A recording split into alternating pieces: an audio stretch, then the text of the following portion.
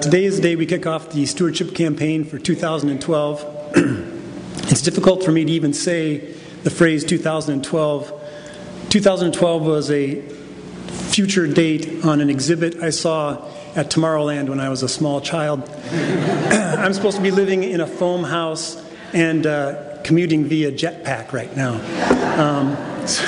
But I don't know what happened to all that, but I do know what's happening with the stewardship campaign. The theme of the campaign is Count Yourself Blessed. And there's a little card in your bulletin about I count myself blessed because. Please fill it out and put it in the offering plate or drop it off at the office, and we'll put it up on a wall just to show that off. We're trying to raise 200 pledges for $480,000. And the way this works is next week a mailing will go out to everyone that includes a pledge card along with an inspirational letter.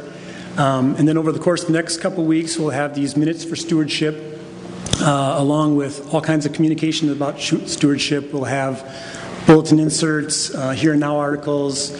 There's a cartoon out on our website and on our Facebook page about stewardship. There's a poster downstairs to help you track the progress. So you'll hear a lot more about stewardship in the upcoming weeks. I know it's very tempting to try to avoid making a financial commitment for the upcoming year. It's just a time of great uncertainty. There's a lot of economic turmoil. There's protesters marching in the streets. If you're like me, you have to take Dramamine before you look at your financial statements.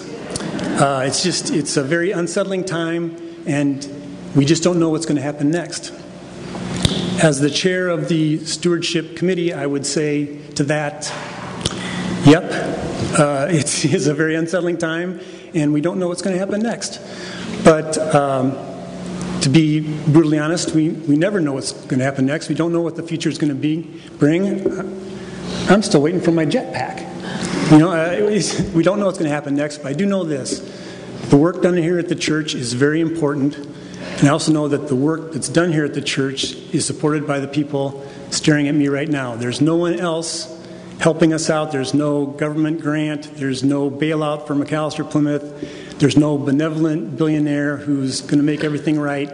It's individual pledges of people sitting here right now that makes it all work.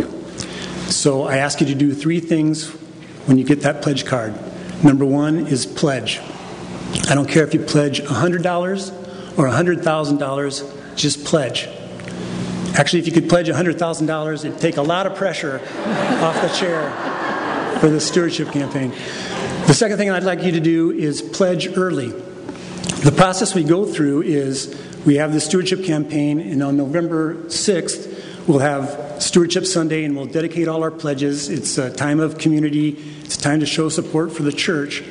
And then over the course of November and December, our leadership group, the session, comes up with a budget to present to the congregation at our annual meeting in January.